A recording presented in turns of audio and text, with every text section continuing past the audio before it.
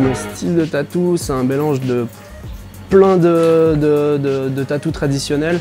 Ça peut être autant des influences sur le japonais, le traditionnel, les anciennes gravures d'Albert Dürer ou bien vraiment de tout, de l'astrologie à la botanique, à plein de sujets franchement. Et après je les traite tous dans mon style qui est composé de lignes et de points en fait. Mon style a évolué parce qu'au début j'étais plus dans le délire mandala, ornement, géométrie sacrée, et plus j'avance, plus j'ai envie de faire de l'illustration, des compositions avec moins de géométrie, moins d'ornement, mais plus vraiment de l'illustration, genre une chrysanthème avec un serpent au lieu de faire un bras en ornement Mendy. Donc oui, ça a quand même bien évolué et ça va encore évoluer avec le temps. Comment j'ai voulu devenir tatoueur? C'était à la base une question de dessin, j'étais plus passionné par le dessin. Et après, avec le temps, je me suis plus intéressé par la culture du tatou et c'est venu en fait tout ensemble. J'ai commencé par aller à Bristol, dans un shop, pendant 2 mois, en Angleterre. Ensuite, je suis revenu en Suisse. J'ai cherché un peu une place d'apprenti dans un shop parce que j'avais pas du tout envie de faire ça chez moi tout seul. Du coup, j'ai commencé avec Beps à Châtel-Saint-Denis à Imagine Tattoo pendant 9 mois, 1 an. Après, j'ai commencé en parallèle ici chez Wally Piercing. Et maintenant, ça fait 2 ans que je tatoue et je suis aussi maintenant à Sacré Diantra à Lausanne.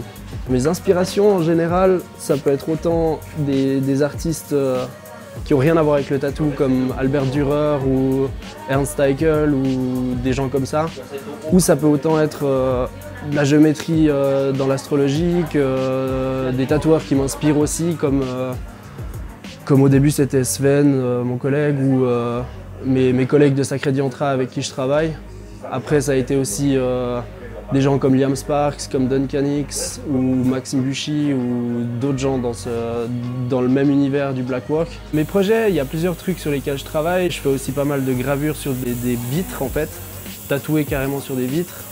Je fais aussi pas mal de peinture. J'ai fondé Extended l'année passée, où je crée différents textiles avec plusieurs personnes dans l'esprit de l'extension de ce que je fais en fait, c'est-à-dire du tatou. Et après je vais chercher d'autres personnes avec d'autres passions, d'autres habilités, et on crée ensemble des textiles à chaque fois différents, en extension de ce que la personne fait. Comme par exemple la collaboration avec Passe à la Trappe, c'est un label de soirée hip-hop à Bulle. Au sujet de mes tatouages, c'est plus une question d'admiration par rapport au travail de quelqu'un, que je vais par exemple aller jusqu'à Amsterdam ou Londres pour aller voir un artiste particulier parce que j'aime ce qu'il fait. J'ai pas vraiment de regrets par rapport à ce que je me suis fait tatouer. Je pense que j'ai peut-être juste commencé un peu tôt, vu que j'ai 22 ans. J'ai changé ma façon de voir les choses avec le temps. L'avenir du métier, c'est difficile à dire en fait, à prévoir. Mais je pense qu'il y a bien un moment où il y aura plus d'offres que de demandes.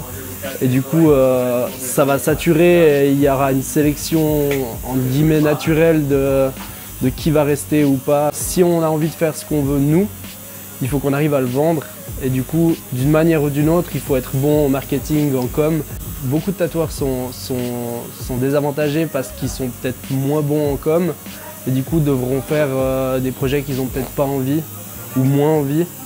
Et du coup, c'est devenu vraiment super important d'être autant sur les médias, se montrer ce qu'on a envie de faire, proposer des choses et pas seulement rester passif. Aucun de nous ici sait si on va rester tatoueur jusqu'à encore 20 ans, quoi.